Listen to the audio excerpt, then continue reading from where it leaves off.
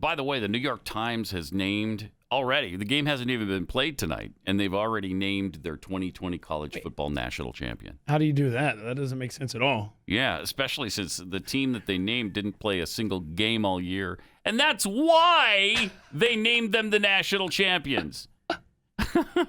Unbelievable! University of Connecticut, who decided to opt out of the season. Just too scary. Just too darn scary. They were the first, in fact, FBS team to squarely face the coronavirus and decide against playing a single snap during a raging pandemic. You know, they make it sound like it's such a fantastic thing that they made that choice when everybody else played and did fine for the most part. I mean, were there some games postponed and canceled? Yes, there were. Did a few people get sick? Yes. As far as I know, not a single collegiate football player died from coronavirus, right? Am I missing something? No, I don't even know. I mean, one of the BYU players had a serious illness because he went from coronavirus to pneumonia. But the guy, you know, is in better shape than 99.9% of other Americans, and he was fine. He was out a couple of games, survived it, came back. So don't tell me that UConn is heroic for not allowing their players who, in almost every case on the football team, came there to play football, are trying to showcase their abilities, and they lost a whole season. And that's heroic? Rather than just do what you can to keep them as safe as possible and let them play football. Yeah, credit to whoever.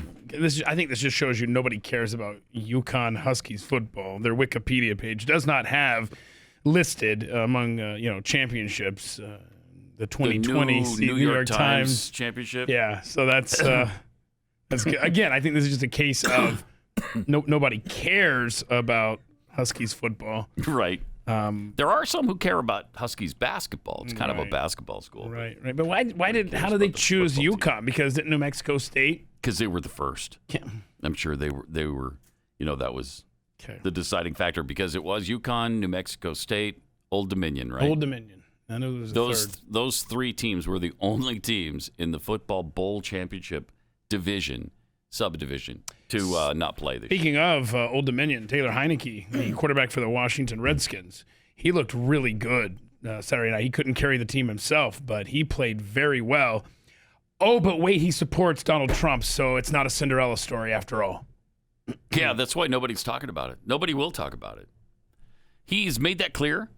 I didn't realize that he had. Hang on a second. Hang on. Let me. Did he tweet out his love for I president? don't know. I'll have to get back to you. God, it's just crazy. I just know he supports him, and therefore. Oh boy. Here we go. Fans rip Washington football teams. Taylor Heineke, after learning he supports President Trump. After learning he supports. That bastard. What? How did they learn it? What happened? What did he do, this guy? Should he be in prison today?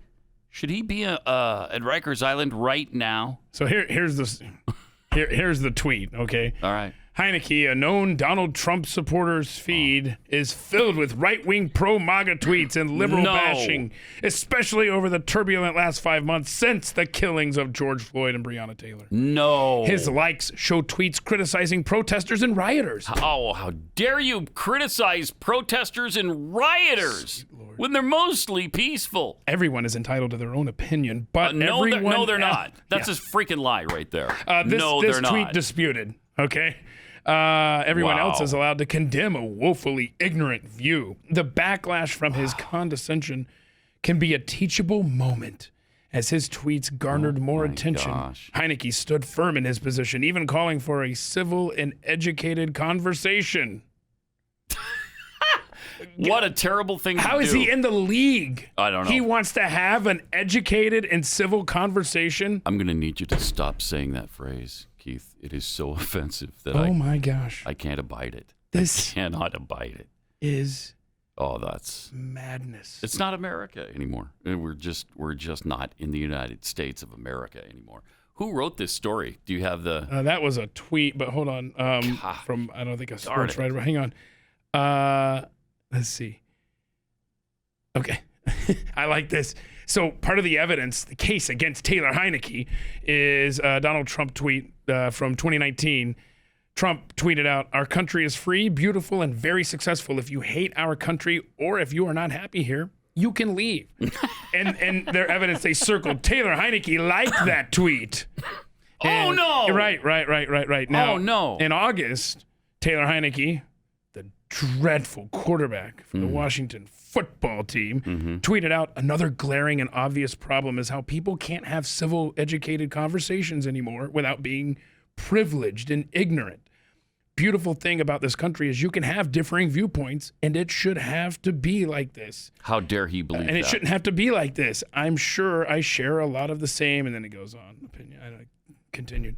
It just shows his ignorance and right. hate. Absolute filthy hate. Dude wants us to be civil What a hater. and educated before we have conversations about stuff. Get him out of the league. Get him out of the league. Homophobe, Right. Wait. Islamophobe, No, I don't know that was. phobophobe. No, it's not in. He's some kind of phobe. I know that. I mean, that was I know literally that. was the entire case against him. I'm scrolling and that Don't was say it. anything more. That was what are you? What a bastard. That's worse than if he would have killed multiple, like dozens of people. That's worse. This is just it. We literally cannot have a conversation. No, we can't.